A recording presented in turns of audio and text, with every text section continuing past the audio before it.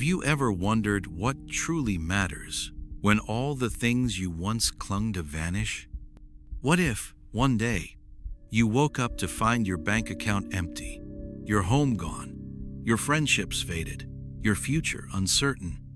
Most people live their entire lives terrified of losing everything. But what if I told you there are lessons so profound, so life-altering, that you can only learn after everything has been stripped away?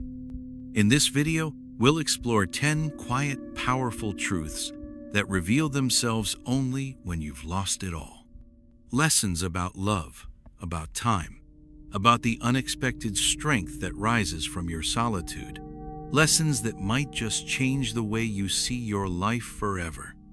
So take a deep breath, set aside these next few minutes, and let's walk through this tender human journey together.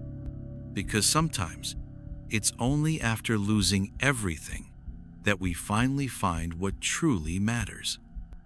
1. The illusion of control over life. How often do we walk through life clutching tightly to our plans, our visions, our meticulous roadmaps of how things should be? We chart our future with such precision. A stable job by 25, a home by 30, perhaps children by 35. We imagine neat timelines, milestones achieved like clockwork, and rewards duly earned for our diligence. But life has its own way.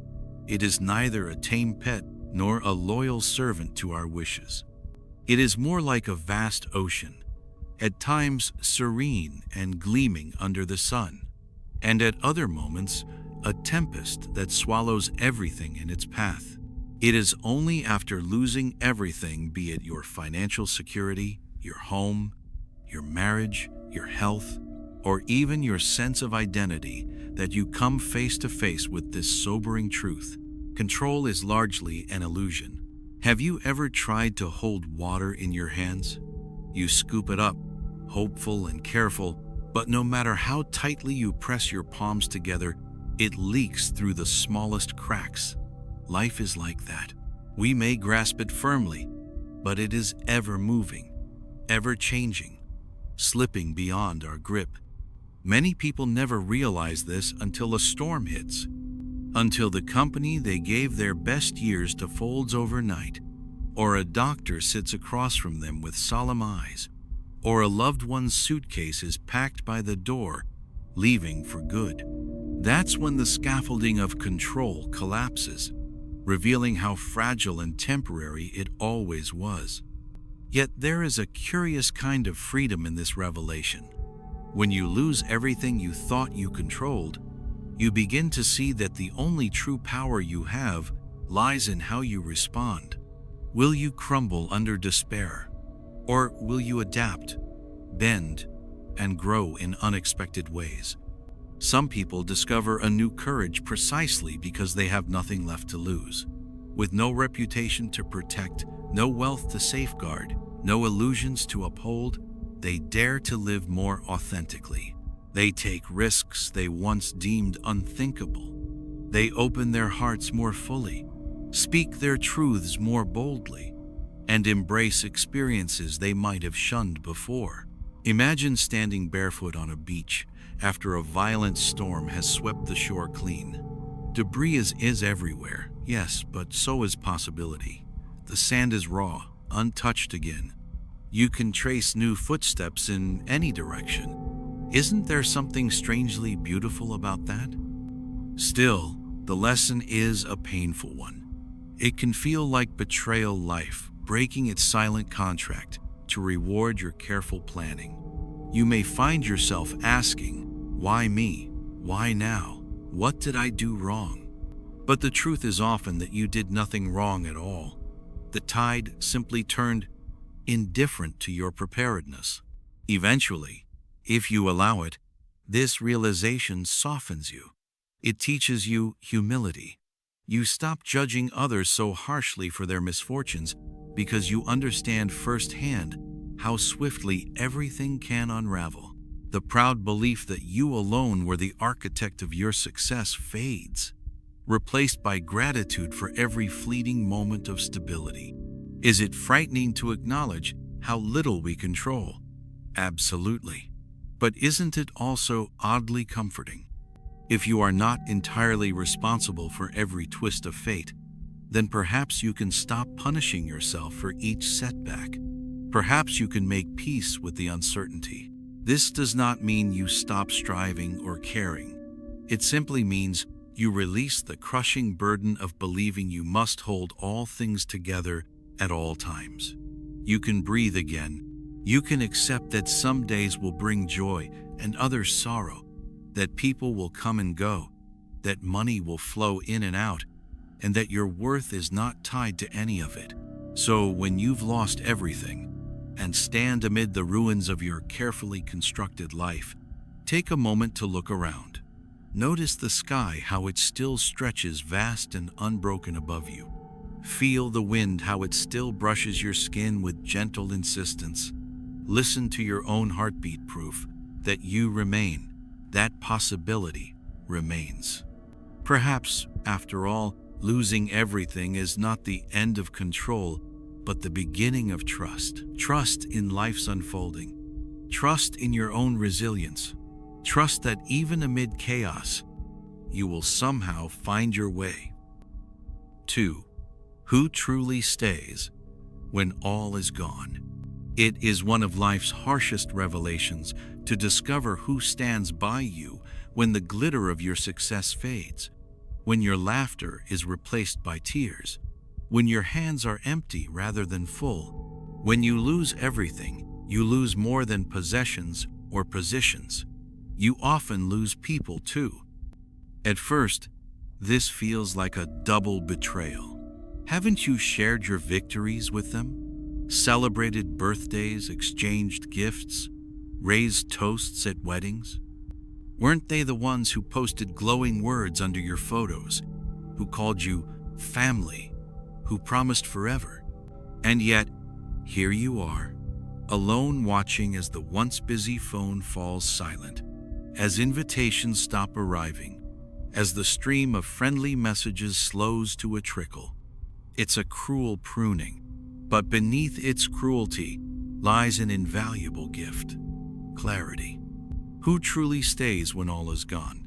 Who shows up not to bask in your light, but to sit quietly beside you in the dark? Who listens without judgment when your voice cracks under the weight of your burdens? Who brings over a warm meal, or sends a thoughtful note, or simply says, "I'm here, we'll get through this together"? When your life is stripped down to its barest elements, you see with painful precision the difference between companions of circumstance and companions of the soul. Some people were only ever drawn to your glow, to the dinners out, the vacations, the subtle prestige of being in your circle. When the glow vanishes, so do they. This hurts. Sometimes it devastates. You may lie awake replaying years of shared laughter, birthdays, weddings, wondering if it all was a lie. But perhaps that's the wrong question. Perhaps it was real for its season, but it was never built to endure the winter. And winter always comes. Then there are the others, the rare, precious few who remain. Their love does not flutter like leaves in fair weather. It takes root, deep and unseen, anchoring itself in the soil of your shared humanity. They don't measure you by what you have or how high you climb, but by the quiet truth of who you are when everything else is gone. Sometimes you will be surprised by who these people are. A neighbor you barely noticed who now checks on you daily. An old friend from childhood who reaches out after years of silence, somehow sensing your need. Even strangers who offer kindness in unexpected ways. In losing everything, you gain this piercing awareness of how profoundly human connection matters and how often it comes from where you least expect. Is it possible that losing everything is one of the only ways to truly discover this? When life humbles you, it also humbles your relationships. It shakes them hard, letting the shallow attachments fall away, leaving only the sturdy, honest bonds still clinging to your side. There's a certain peace in this knowledge. Going forward, you'll walk lighter, unburdened by fair weather ties. You'll know exactly where to invest your heart, your time, your care. You'll cherish those who stayed, perhaps more deeply than you ever did before. Each cup of coffee, each shared silence, each embrace will feel like a small miracle because you've learned not to take them for granted. And you too will become the kind of person who stays. Having walked through the valley of loss, you'll recognize the signs in someone else, the downcast eyes, the forced smiles, the brittle laugh that hides tears.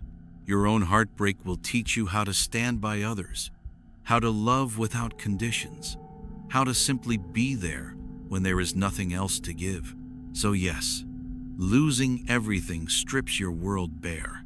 It exposes betrayals and tests loyalties, but it also reveals, with unwavering clarity, the profound truth of who is truly yours.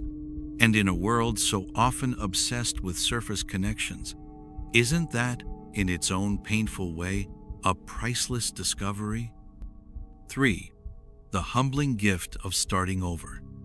There's a peculiar moment that arrives after the dust settles, after the initial shock of loss, after the tears have carved quiet rivers down your face, after you've stood helpless before the ruins of what once was your life.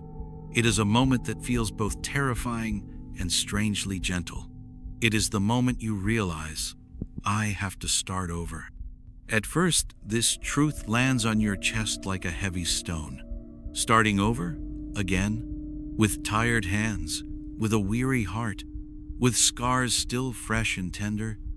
How unfair it seems, when you worked so hard to build your old life, stacking dreams brick by brick, only to watch them collapse in a cruel instant.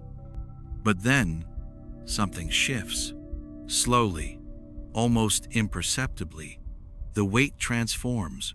What was a burden becomes, could it be, an invitation, a blank slate, a second chance to build, but this time with deeper understanding. Have you ever watched a child build a sandcastle by the sea? They pour their whole joy into it, shaping towers and walls, decorating it with shells and little sticks. And when a wave comes to sweep it away, they may cry for a moment, but then, astonishingly, they begin again. With sun-warmed hands, they dig and mold, perhaps even more creatively than before, unafraid to imagine anew. There is humility in starting over.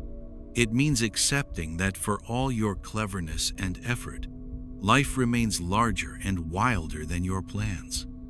It means bowing your head to forces beyond your control, whether that's an economic crash, a betrayal, a diagnosis, or simply the slow erosion of things you thought would last forever. Yet it is precisely in this humility that something tender is born. When you have nothing left to prove, no image to protect, you become honest with yourself in ways you might never have dared before. You begin to ask quieter, truer questions. What do I genuinely want? What matters to me now, in this new chapter? Who am I, stripped of all the labels I once wore?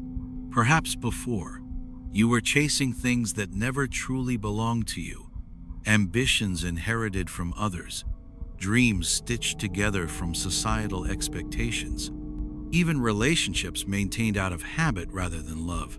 Losing everything becomes a painful but profound sorting process. What remains in your heart when all else is gone? That's where your new life starts. This is not to romanticize hardship. Starting over is messy. It's filled with awkward steps, uncertain choices, nights lying awake whispering, I don't know how to do this. You might find yourself taking jobs that feel beneath your old status, living in smaller spaces, asking for help when once you prided yourself on independence. Your ego will sting. Your confidence may falter. But each humble step you take becomes a lesson in resilience. Each modest beginning plants a seed of quiet courage. You learn to respect small victories, paying a bill on time, cooking a simple meal, getting out of bed on hard mornings. You realize these are not insignificant. They are the very fabric of rebuilding. And as you start over, you often discover unexpected joys. Freed from old pressures, you might explore paths that once seemed too risky, a different career, a creative pursuit, even living in a place you never considered. You may form new friendships rooted in authenticity, because you are no longer performing a role but living your truth. Isn't it strange how life sometimes has to empty your hands before it can fill them again? By clearing away the clutter, even the glittering kind, it makes space for something more aligned with your soul. You begin to build not out of fear or competition, but out of genuine desire, out of love. Years from now, you may look back on this season of starting over with a soft, wistful reverence. You'll remember how lost you felt, how raw and afraid, and also how alive. You'll trace the quiet line of grace that carried you through, sometimes without your even noticing. So if you find yourself standing at the threshold of a new beginning, shaking, uncertain, take heart. This humbling restart might just be life's most sacred gift, a chance to rewrite your story, this time with your own trembling, beautiful hand. 4. Learning that possessions never defined you. In the quiet aftermath of losing everything, when your closets stand half empty and your bank account stares back with stark zeros, a sobering truth starts to echo through the chambers of your mind. All those things you once clung to never really made you who you are. It's almost shocking how quickly the material pieces of your identity can vanish. The house you so proudly purchased, with its gleaming kitchen and manicured lawn, now belongs to someone else. The car that once turned heads sits in a stranger's driveway. Even the wardrobe that spoke volumes about your style and status, the tailored suits, the elegant dresses, hangs in thrift shops or lies folded in donation bins. At first, this loss feels like an unraveling of self. After all, weren't these the symbols that told the world who you were? Didn't you spend years curating your image, carefully selecting what to buy, where to live, how to present yourself? Wasn't it through these very possessions that you measured your progress, justified your long hours and sleepless nights? But slowly, as days stretch into weeks, a revelation dawns. Without them, you are still here. Stripped of adornments, you remain breathing, thinking, laughing, weeping, your essence untouched. It's a humbling, even disorienting experience to recognize how little the world's trappings say about your actual worth. The people who love you, truly love you, never needed those things to see your heart. They aren't impressed by your square footage or brand names. They're moved by your kindness, your integrity, your quiet courage in hard times. Isn't it strange how we often forget this? We live in a culture that shouts, "You are what you own." Advertisements promise happiness. If only you drive this car, wear this watch, live in this zip code. Social media reinforces it daily, a relentless highlight reel of luxury vacations, designer outfits, gourmet meals. We scroll, compare, and in doing so, shrink our sense of self to the dimensions of things. Only when those things are gone does a deeper knowing emerge. You begin to notice the beauty of simplicity. A warm cup of coffee sipped slowly at sunrise becomes a small, sacred ceremony. An afternoon walk through a quiet park feels richer than any shopping spree. The laughter of a friend on the other end of the phone line fills your soul in ways no purchase ever could. Without possessions to hide behind, you meet yourself anew. Who are you when there's no status to shield you? Who are you when you can't impress anyone with what you have. Perhaps, paradoxically, this is when your truest self finally steps forward, humble, tender, authentic. There's also a practical lightness that comes. Fewer things mean fewer worries, less maintenance, less debt, less time spent organizing and protecting what you own. Your energy can flow elsewhere, into relationships, into creativity, into simply being present. You may even discover a quiet thrill in realizing how little you actually need to live a meaningful, joyful life. Years later, when you're back on your feet, maybe even surrounded again by some measure of comfort and security, you will carry this lesson with you like a secret talisman. You'll know in your bones that if it all were to vanish again, you would survive, because your worth was never nestled in those things to begin with. And perhaps this is one of the quiet miracles of losing everything. It delivers you back to yourself. It teaches you that you are not your house, not your car, not your wardrobe or your wallet. You are something far more enduring, a soul capable of love, a mind capable of growth, a spirit capable of finding light even in the darkest places. So if today you stand amid loss, worried the absence of possessions means the absence of identity, pause and listen. Beneath the noise of grief and fear, there is a steady heartbeat that was always yours. No one can repossess it. No market crash can diminish it. No thief can steal it away. It is yours alone, and it is enough. 5. The profound depth of simple joys. There comes a time, often after life has stripped you of the grand and the glittering, when you begin to notice the quiet, overlooked wonders that were always there. It is one of life's gentlest compensations. When you lose so much, your eyes open wider to what remains. At first, this shift feels almost trivial. You might catch yourself smiling at the way afternoon light dances across a cracked wall, or feel an inexplicable comfort in the steam curling up from a chipped mug of tea. You pause to watch birds squabble over crumbs on a sidewalk, or stand longer than usual under a tree, listening to leaves whisper secrets you never slowed down enough to hear. It is only later, with some distance, that you realize these small moments are not small at all. They are life itself, offered in tender handfuls, asking nothing of you except your attention. Before your losses, did you truly taste your food? Did you savor the sweetness of a ripe peach? Let it drip down your chin without shame? Did you breathe deeply enough to feel your chest rise and fall, to marvel at the simple miracle of lungs filling with air? When life was crowded with ambition, possessions, and noisy obligations, perhaps you raced past these moments, always chasing something more: bigger paychecks, grander vacations, louder applause.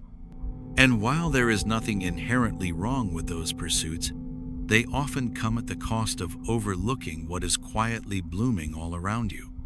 It is only when the rush stops, or when it is stopped for you, that you begin to truly see. You notice the way rain sounds different depending on whether it falls on leaves, pavement, or rooftops. You feel the healing warmth of the sun on your back during a walk that once seemed an inconvenience.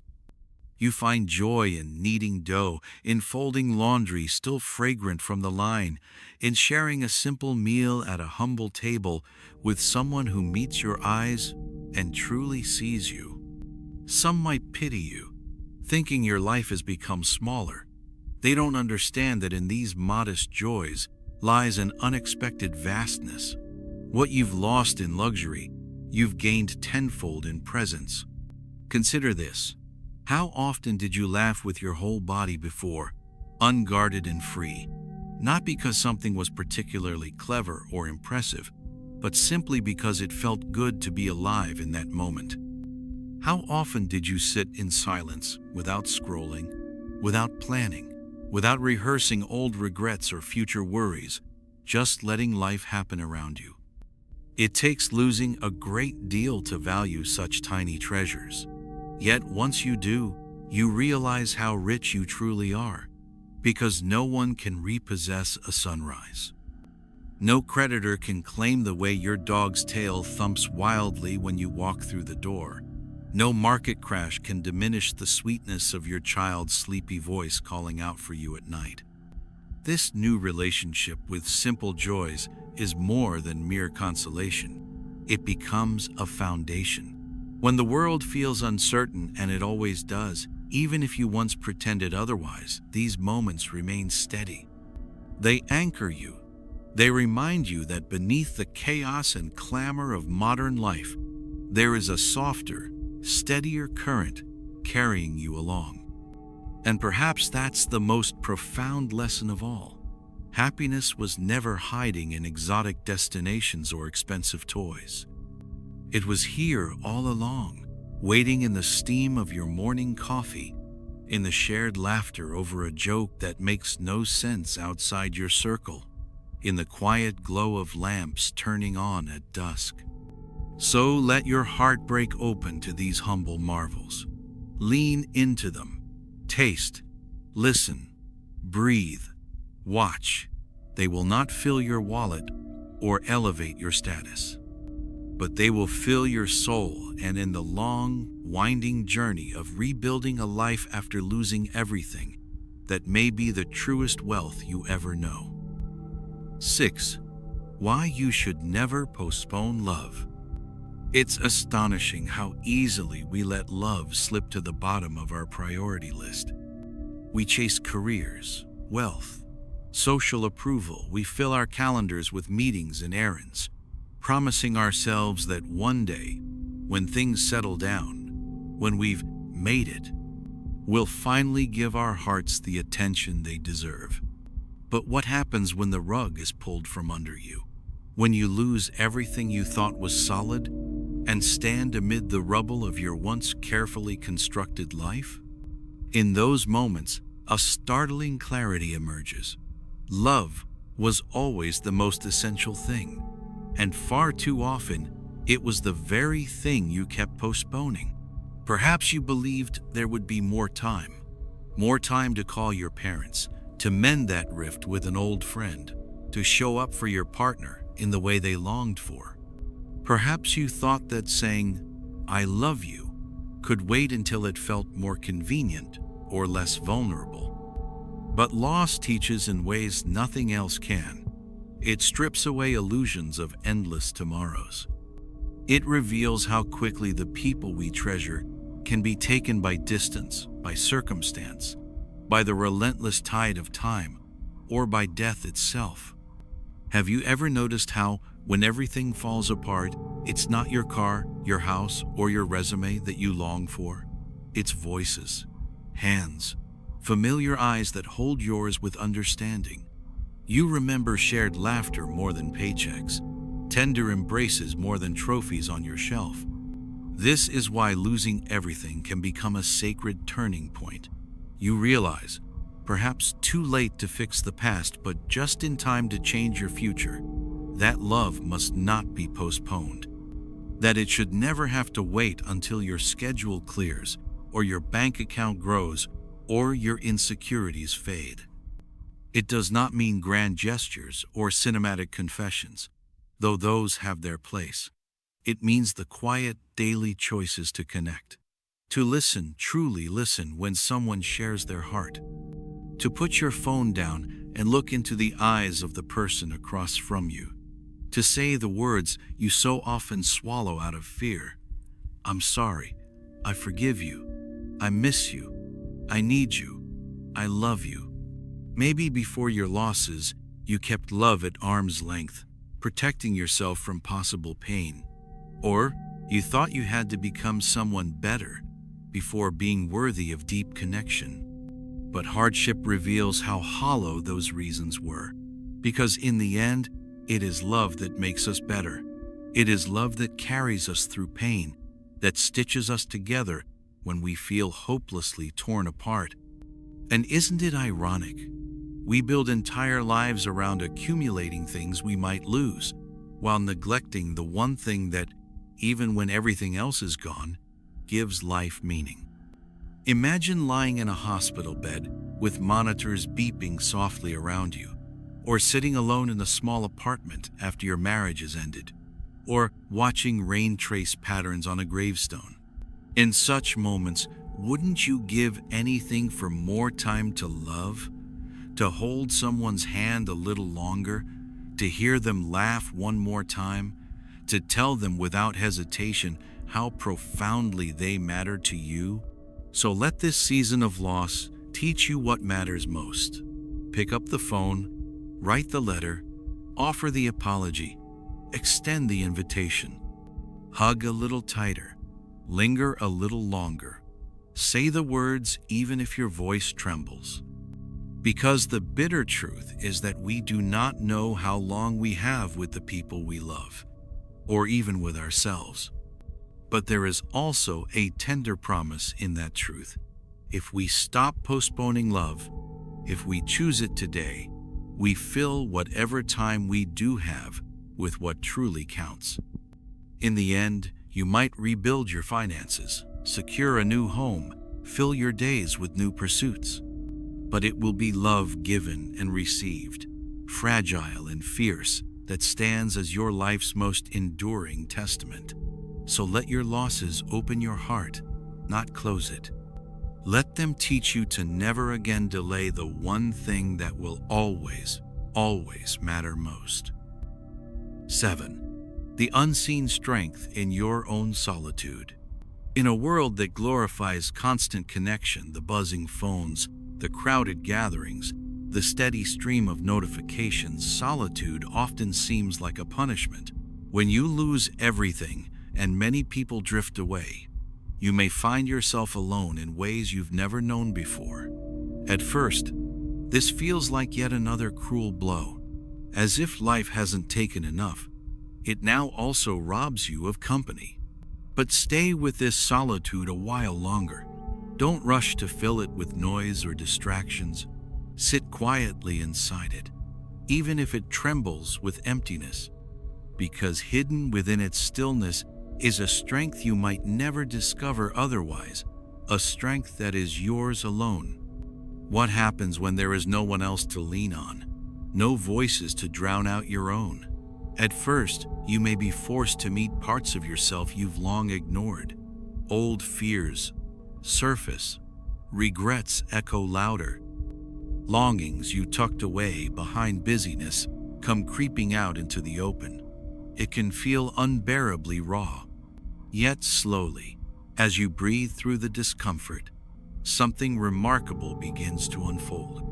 You start to hear your true voice, not the one molded by expectations or softened to please others, but the quiet, steady voice of your deepest self.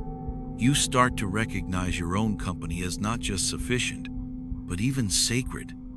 Think of it like standing in a vast forest alone. At first, every crack of a twig sends a shiver down your spine.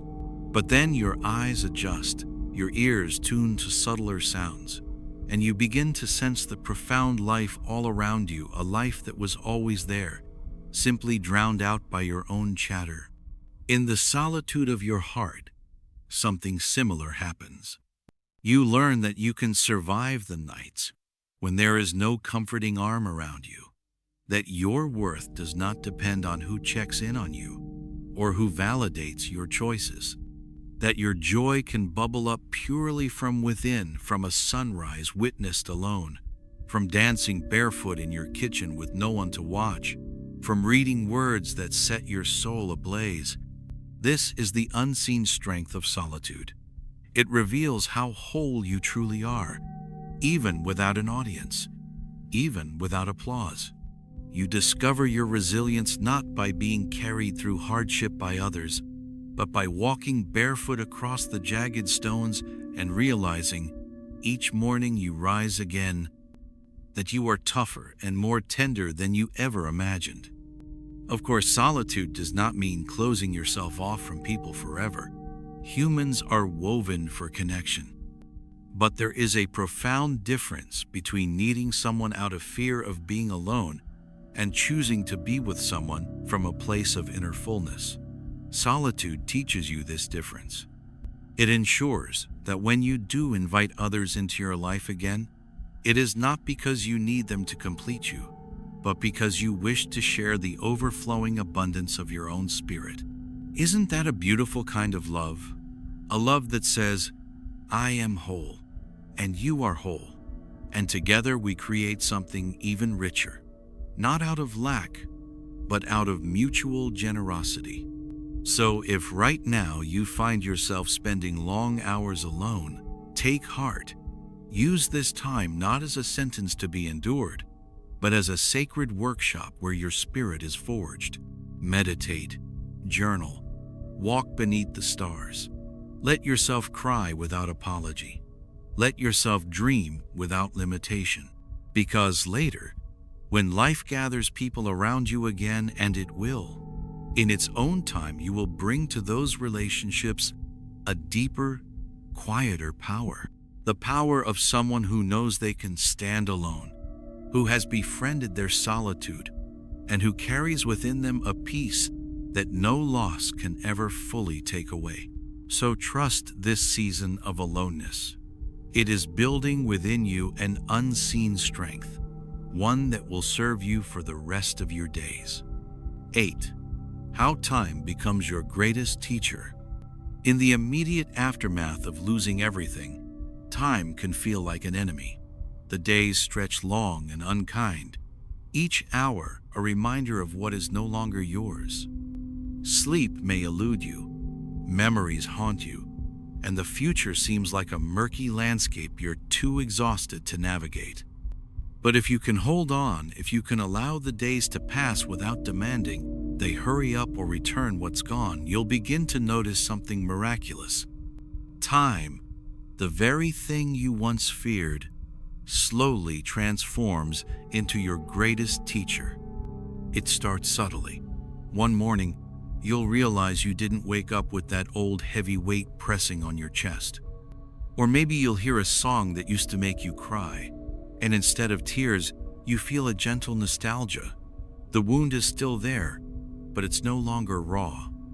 Time has been at work, quietly stitching you back together while you weren't looking. Isn't that humbling? That no matter how strong or wise you try to be, some healing simply takes time. You can't rush it. You can't will your heart to mend faster. You must let each sunrise and sunset do their slow, tender work. Through this patient unfolding, time teaches you the art of endurance. You discover that you can bear far more than you ever imagined. The grief that once felt like it would surely swallow you whole becomes something you can carry not without pain, but without breaking. Time shows you that survival is not always a dramatic triumph. Sometimes, it's simply the quiet decision to keep going, one small step at a time. Time also reveals truths that your immediate pain once obscured. You start to see why certain things had to fall apart.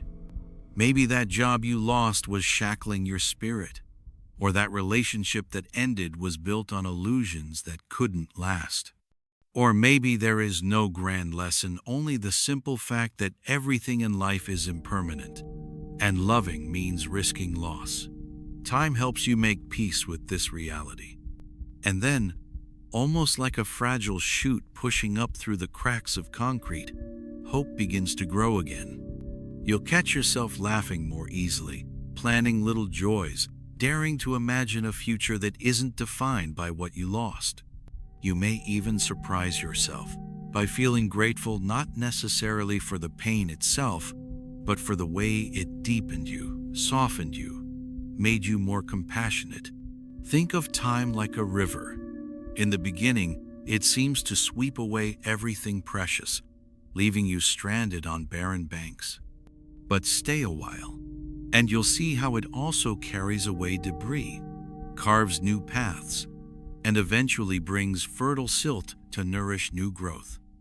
Trusting this process is one of the hardest lessons loss demands, and also one of the most liberating. Have you ever met someone older? Someone who's clearly been battered by life's storms, and yet they radiate a calm wisdom. That's the quiet gift of time. It tempers pain into perspective. It turns raw grief into a kind of scar that no longer bleeds, but still reminds you of your strength. It teaches you what truly matters and what was only ever fleeting. So, if you find yourself impatient now, wishing the days would fly by so you could stop hurting, take a breath. Remember that time is not against you. It is patiently working for you, even if its lessons are painfully slow. Each dawn is a small step away from the epicenter of your loss. Each dusk is another thread in the tapestry of your healing. One day, and you will not know exactly when you'll look back and realize, time didn't just heal you. It changed you. It made you kinder, more present, more able to sit with others in their pain. It transformed your shattered heart into something surprisingly beautiful, a vessel wide enough to hold both sorrow and joy. So trust time. Let it teach you in its own steady rhythm. It knows what it's doing, even when you do not. 9. Finding peace in letting go. There's a moment on this long, arduous journey through loss when you realize something both terrifying and tender. To truly heal, you must let go. Not just of the things that were taken from you, but of your desperate need to cling to how life used to be. This is harder than most people admit, because even when the house is sold, the marriage papers signed, the funeral concluded, part of you still grips tight to what was. You replay conversations in your mind, rehearse alternative outcomes, dwell on what could have been. It's as if by holding on mentally and emotionally, you might somehow reverse reality, or at the very least keep it alive a little longer. But eventually, you see the quiet truth. Peace is not found in grasping tighter. It is found in surrender. Letting go does not mean forgetting. It doesn't mean pretending the past was insignificant or that your pain wasn't real. Letting go means releasing your white-knuckled grip on a story that no longer serves you, so you can turn fully toward what is here. Now, even if what's here is simply the breath in your lungs, the ground beneath your feet, and the whisper of a future not yet written. Have you ever watched autumn leaves drift from the trees? They do not clutch to their branches, resisting the pull of the wind. They let go, dancing downward in graceful acceptance, becoming part of the earth again, so that new life can eventually emerge. In this, nature models for us a sacred rhythm. Release is not the end, but the beginning of renewal. When you lose everything, it is natural to fear that letting go means losing your identity, your history, even your purpose. Who are you without that career you devoted decades to? Without that person you built a life with? Without the dreams that once lit your path? But here's the gentle paradox. In letting go, you do not erase who you were. You honor it by making space for who you are becoming. You allow life to surprise you, to shape you into someone deeper, softer, maybe even stronger than before.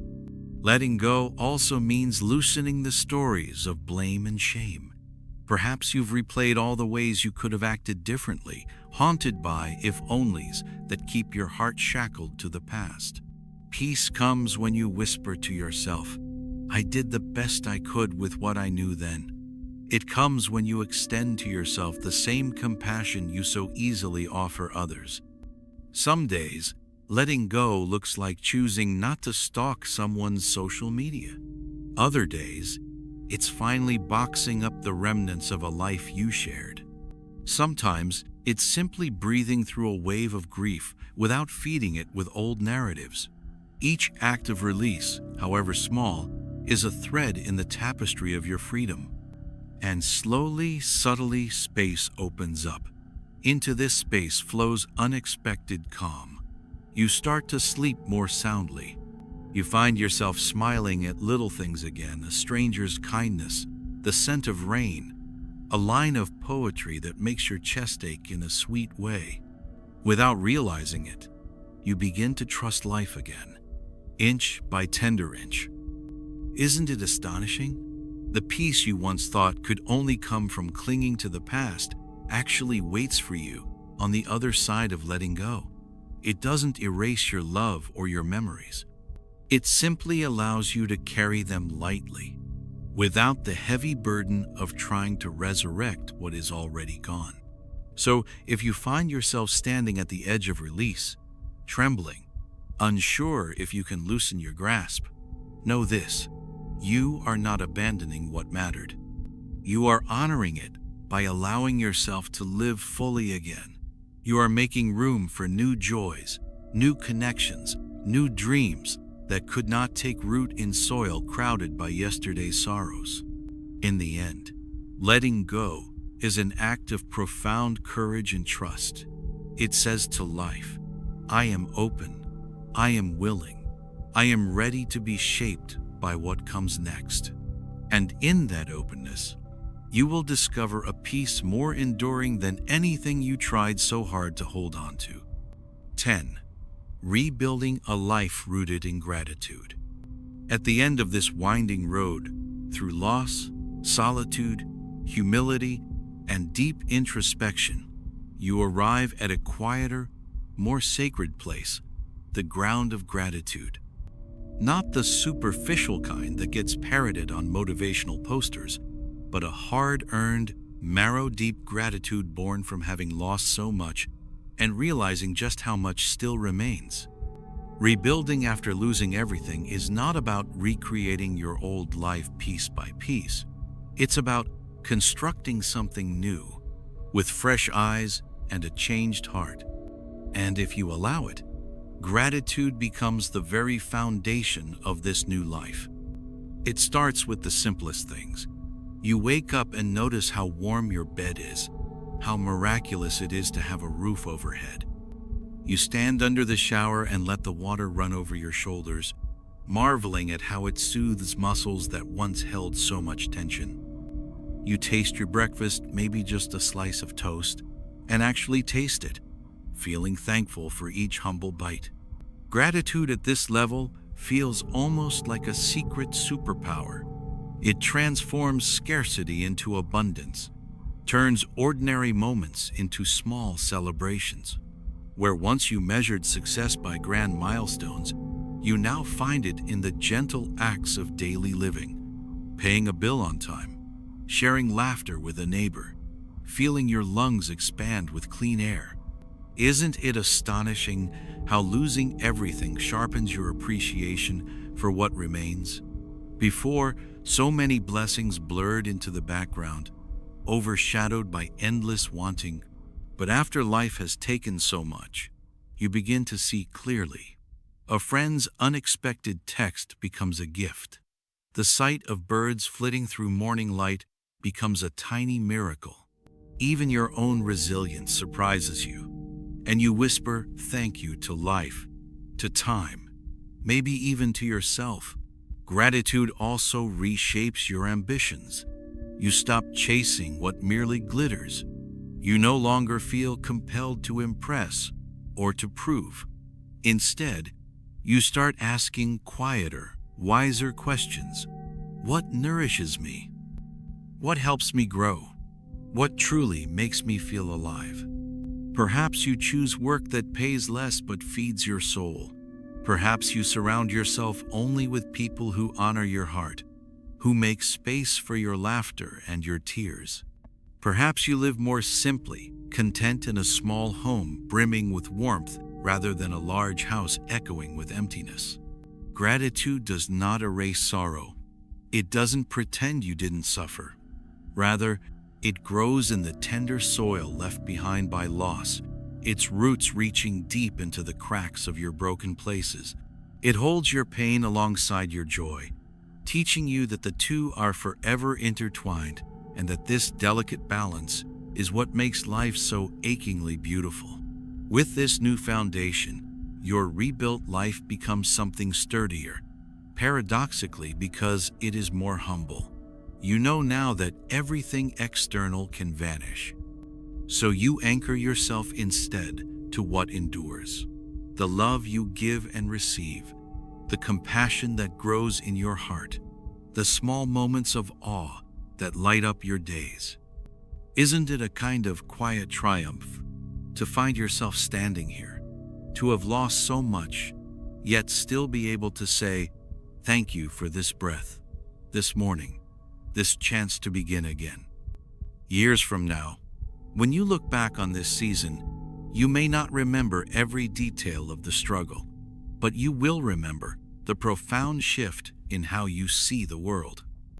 You will remember how gratitude didn't just help you survive, it helped you blossom in ways you never could have imagined if your life had remained untouched by hardship. So as you lay each new brick in this rebuilt life, let gratitude be the mortar. Let it bind your days together, steady and strong. For in the end, a life rooted in gratitude is not just a life recovered after loss. It is a life transformed, radiant with meaning and overflowing with the quiet joy of simply being here, alive, still capable of love. So here we are, at the end of this quiet exploration. Maybe as you listened, you thought of your own losses, the people, the dreams, the certainties that slipped through your fingers. Maybe your heart ached a little, remembering how hard it was to let go. But I hope you also felt something else, a gentle reminder that even in your deepest unraveling, life was still quietly weaving new threads, that love still waited for you, that simple joy still called your name. That time, in its patient way, was always guiding you home to yourself. Because in the end, it's not about what we lose or even what we rebuild. It's about the grace we find along the way our scars make us softer, more tender, more human. So if today you're standing amid ruins, or even if you're just quietly afraid of what you could lose, take heart. You are stronger, wiser, and more beautifully alive than you realize. Thank you for sharing these moments with me. If this spoke to you, consider subscribing or simply leaving a comment about your own journey. I would love to hear your story. Until next time, be gentle with yourself. And remember, sometimes losing everything is how we learn to cherish what truly matters and to finally come alive.